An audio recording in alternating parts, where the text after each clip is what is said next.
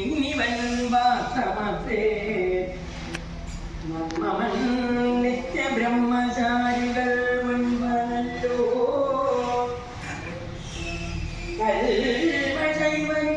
നമ്മുടെ കർക്കിടക വാവുബലി എന്ന് പറയുമ്പോൾ കർക്കിടക മാസത്തിലെ അമാവാസി നാൾ നടക്കുന്ന ഈ പ്രക്രിയ കേരളത്തിലെ അങ്ങോളം ഇങ്ങോളമുള്ള ക്ഷേത്രങ്ങളിൽ വളരെ വിപുലമായ ചടങ്ങോടുകൂടിയാണ് നടക്കുന്നത്.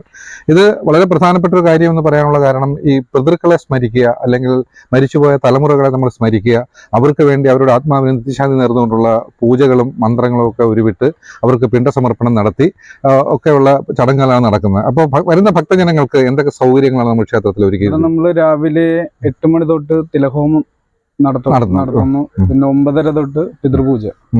അത് നല്ല രീതിക്ക് ക്ഷേത്രം കമ്മിറ്റിയുടെ പേരിൽ നമ്മൾ നടത്തുന്നുണ്ട്. അപ്പോ വരുന്ന ഭക്തജനങ്ങൾക്ക് വേണ്ട സൗകര്യങ്ങൾ ഒരുക്കിയിട്ടുണ്ട്. അപ്പൊ നമ്മൾ പിണ്ട തർപ്പണം നടത്തുന്നതിനുള്ള സൗകര്യങ്ങളൊക്കെ ഇവിടെ ക്ഷേത്ര ഭരണസമിതി ഒരുക്കിയിട്ടുണ്ട്. കഴിഞ്ഞ കാലങ്ങളിൽ ഒക്കെ ഉള്ള ചടങ്ങുകൾ എങ്ങനെയായിരുന്നു? തിരുമേനിയായിരുന്നു ഇവിടുത്തെ പൂജ കാര്യങ്ങൾ? അതെ. കഴിഞ്ഞ കാലങ്ങളിലൊക്കെ എങ്ങനെയായിരുന്നു? കഴിഞ്ഞ വർഷം നല്ല തിരക്കുണ്ടായിരുന്നു. അതിലും കൂടുതൽ തിരക്ക് ഈ വർഷം പ്രതീക്ഷിക്കുന്നു.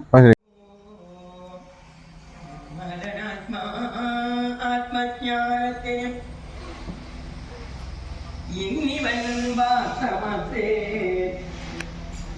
മമൻ നിത്യബ്രഹ്മചാരികൾ മുൻപനല്ലോ. തൃക്കണ്ണാപുരം ശ്രീ മഹാവിഷ്ണു ക്ഷേത്രത്തിലെ സെക്രട്ടറി ആയിട്ടുള്ള ശ്രീ അനിൽ RS അദ്ദേഹം ഞങ്ങളോടൊപ്പം ഉണ്ട്. അനിൽ RS, നമ്മുടെ ഈ ഇതിനു വേണ്ടിയിട്ടുള്ള വാവുബലിക്കുള്ള ചടങ്ങുകൾ എന്തൊക്കെയാണ്, ക്രമീകരണങ്ങളാണ് ക്ഷേത്രത്തിൽ നടത്തിയിട്ടുള്ളത്? നമ്മളിത് 6 വർഷം മുമ്പാണ് ഇവിടെ ഈ വ്രതപൂജ ആരംഭിച്ചതിന് ശേഷം ഓരോ വർഷവും ഭക്തജനങ്ങളുടെ തിരക്ക് കൂടി വരുന്നതനുസരിച്ച് നമ്മളതിൻ്റെ പ്രാധാന്യം മനസ്സിലാക്കിക്കൊണ്ട് ഈ തിരുമേനിയുടെ കർമ്മിത്വത്തിൽ അതിൻ്റെ എല്ലാ സജ്ജീകരണങ്ങളുമാണ് ഇവിടെ ഒരുക്കിയിട്ടുള്ളത്. അപ്പോൾ ഈ പ്രതിപൂജ പോലെ തന്നെ തിലകഹോമവും ഇതിൽ ഈ വാവുദിവസം പ്രധാനമാണ്. അത് ഭക്തജനങ്ങളുടെ നിന്ന് വന്നതിൻ്റെ അടിസ്ഥാനത്തിൽ അതിനുള്ള സജ്ജീകരണങ്ങളും ഇവിടെ ഒരുക്കിയിട്ടുണ്ട്. അപ്പം ഒരു പ്രതിപൂജയ്ക്ക് 50 രൂപ, തിലഹോമത്തിന് 50 രൂപ എന്ന രീതിയിൽ ഈടാക്കുകയാണ്. അപ്പം പിന്നെ വെള്ള സൗകര്യം നമ്മളെ ക്ഷേത്രകുളത്തിൽ നിന്ന് നല്ല രീതിയിലുള്ള ഒഴുക്കുണ്ട്. അതിൻ്റെ അവിടെയെല്ലാം വൃത്തിയാക്കി അതിനുള്ള സജ്ജീകരണങ്ങളെല്ലാം നടത്തിയിട്ടുണ്ട്. വരുന്ന ഭക്തജനങ്ങൾക്ക് യാതൊരു ബുദ്ധിമുട്ടും ഉണ്ടാകാതെ നല്ല രീതിയിൽ ചെയ്യാനുള്ള എല്ലാ സംവിധാനങ്ങളും ചെയ്തിരിക്കുന്നു. പിന്നെ അതുപോലെ നമ്മുടെ ഈ ക്ഷേത്രത്തിലെ ഒരു പ്രധാനപ്പെട്ട ആഴ്ചയിലെ ഒരു പ്രധാന ദിവസത്തെ ഒരു പ്രത്യേക പൂജയും കാര്യങ്ങളും ഉണ്ടെന്ന് പറഞ്ഞു, അതിനെ പറ്റി ഒന്ന് പറയാം. അത് പിന്നെ മെയിനായിട്ട് എല്ലാ വ്യാഴാഴ്ചയും ഇവിടെ വളരെ ഭക്തജന തിരക്കാണ് നിലവിലുള്ളത്. പിന്നെ മെയിനായിട്ട് പിന്നെ വിഷ്ണു പൂജ എല്ലാ വ്യാഴാഴ്ചയും ഇവിടെ വളരെ നല്ല രീതിയിൽ വിഷ്ണു പൂജ നടത്തപ്പെടുന്നു. പിന്നെ പാൽപായസം, ഇത് രണ്ടും ഇവിടുത്തെ ഏറ്റവും വലിയ പ്രത്യേകതകളാണ്.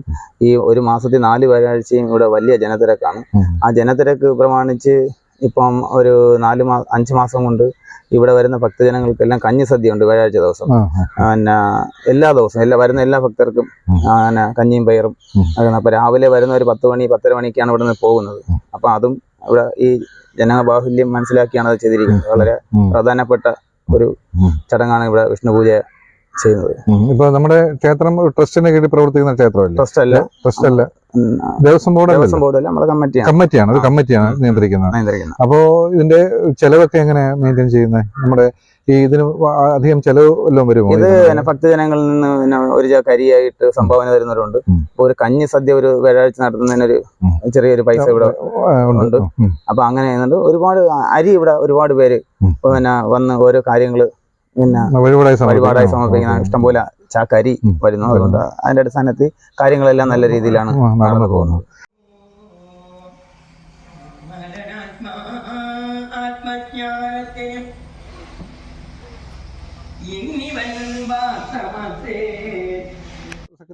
സെക്രട്ടറി ആയിട്ട്